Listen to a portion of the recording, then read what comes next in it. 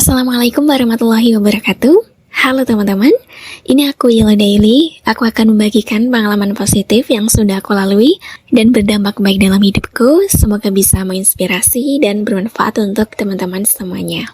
Teman-teman, di video ini aku mau share tentang bagaimana caraku menghadapi stres yang datang ketika lagi produktifnya. Aku yakin teman-teman juga pernah merasakan hal yang sama, atau mungkin cara mengelola stresnya sama juga dengan aku. Bisa disimak sampai akhir ya videonya. Jadi aku sering banget teman-teman yang namanya didatangin sama stres ketika lagi semangat kerja, lagi produktif, to-do list harian atau bahkan mingguan itu udah aku susun. Target juga udah dibuat selama sebulan ini mau ngapain. Tiba-tiba ada aja ujian baru atau ada aja masalah baru.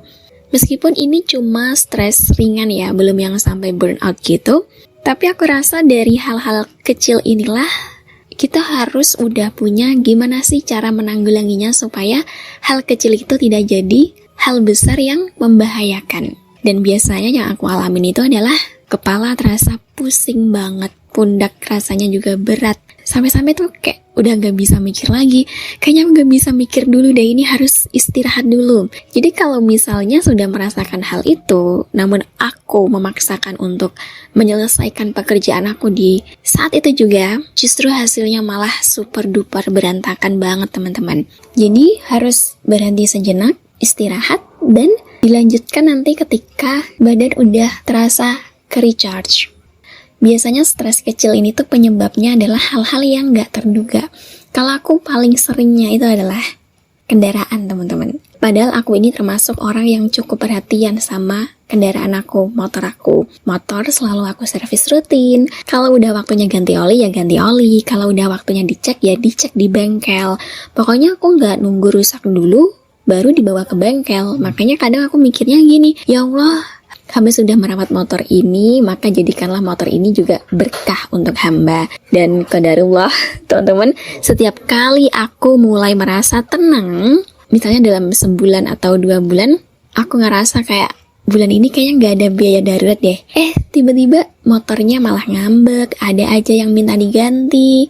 Entah itu bannya bocor kah, bensinnya tiba-tiba boros kah. Jadi kayak si motor aku ini ngerti kapan aku lagi ngerasa aman. Begitu aku bilang, alhamdulillah bulan ini aku bisa hemat untuk pengeluaran kendaraan. Besoknya si motor ini kayak bilang, hello, gak bisa, aku mau ngambek nih.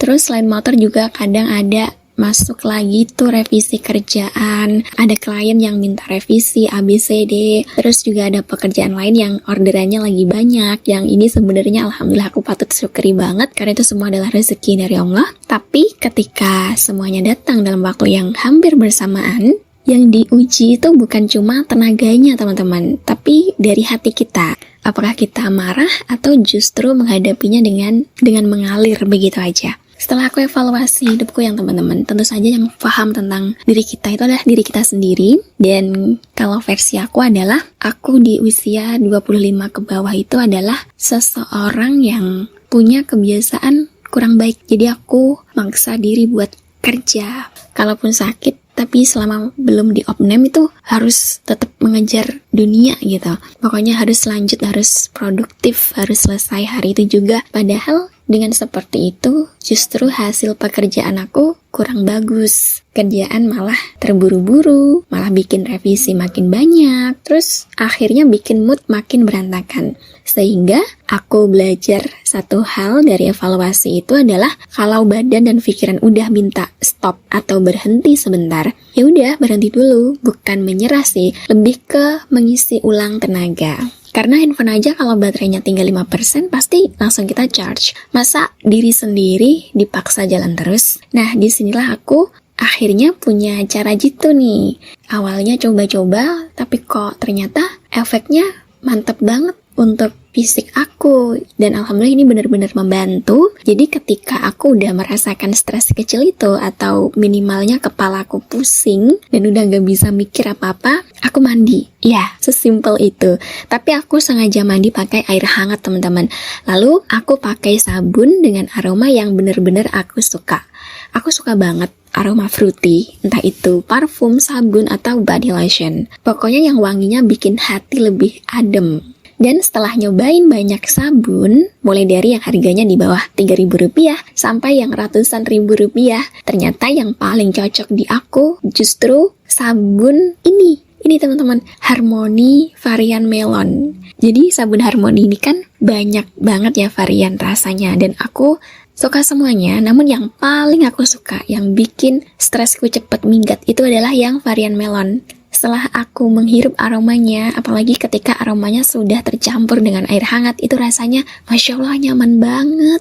Seolah-olah si sabun Harmony ini bilang kepada kepalaku, "Hei kamu rasa pusing di kepalanya Jion, segeralah pergi. Ini adalah tugasku untuk membuat rileks pikirannya." Seperti itu yang aku rasakan. Karena saking sukanya, dan aku kadang makanya tuh gak kira-kira sampai aku stok beberapa batang di rumah.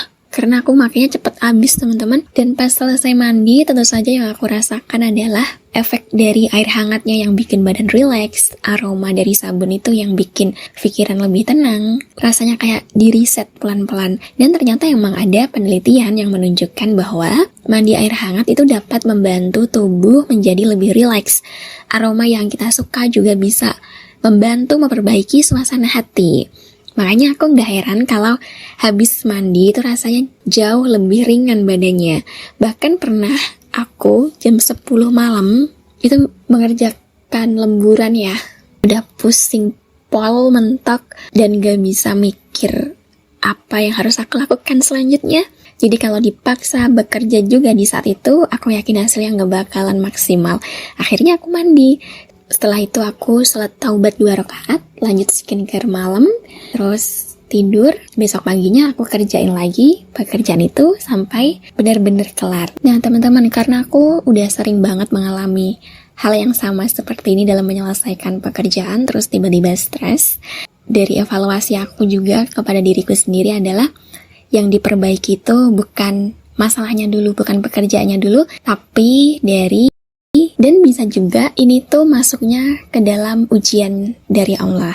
Tapi gak masalah dong kalau misalnya kita diuji. Kalau kita diuji itu kan tandanya Allah sayang banget sama kita. Ingat gak sih teman-teman sama Quran surat Al-Ankabut ayat 2 yang artinya, apakah manusia mengira bahwa mereka dibiarkan mengatakan kami telah beriman sedangkan mereka tidak diuji? Nah, disinilah teman-teman yang jadi reminder aku ketika aku dapat masalah seperti ini. Kalau kita merasa bahwa kita ini adalah orang yang beriman, berarti kita juga harus siap untuk diuji. Dan ujian itu bentuknya macam-macam ya. Kadang lewat stres kecil tadi, lewat kesehatan, keluarga, pekerjaan, atau lewat kendaraan. Kadang juga lewat pikiran yang terasa penuh. Tapi semua itu bukan berarti Allah meninggalkan kita. Bukan berarti Allah gak sayang sama kita. Justru bisa jadi Allah sedang membersihkan dosa kita, melatih kita untuk lebih sabar lagi dan menaikkan derajat kita. Selain itu teman-teman, ketika lagi stres juga terkadang aku menyisihkan waktuku untuk minum atau makan makanan favorit aku. Aku suka banget coklat panas atau coffee latte, terus buah-buahan yang manis, sama cemilan itu adalah keripik kentang. Tapi ingat ya, mengonsumsinya jangan banyak-banyak, secukupnya aja, sebagai penghalau stres sementara. Teman-teman pasti sudah tahu kan tentang kisah Ibu Maryam ketika beliau melahirkan Nabi Isa, yang dijelaskan dalam Quran surat Maryam ayat 26, yang artinya maka makanlah, minumlah, dan bersenang hatilah. Kalau di era sekarang untuk kita nih teman-teman, ayat 26 ini tuh mengajarkan bahwa menjaga diri itu juga bagian dari sebuah ikhtiar. Saat sedang stres, tubuh kita harus tetap diberi haknya. Makan yang baik, minum yang cukup, dan dari makanan dan minuman itulah kita bisa bersenang hati. Teman-teman, kalau misalnya teman-teman punya cara sendiri buat ngatasin stres, boleh banget tulis di kolom komentar. Aku senang banget kalau kita bisa saling berbagi pengalaman. Siapa tahu cerita teman-teman juga bisa menjadi penyemangat untuk orang lain. Terima kasih ya teman-teman sudah menemani aku sampai akhir. Kita ketemu lagi di video berikutnya. Wassalamualaikum warahmatullahi wabarakatuh. Dadah semuanya.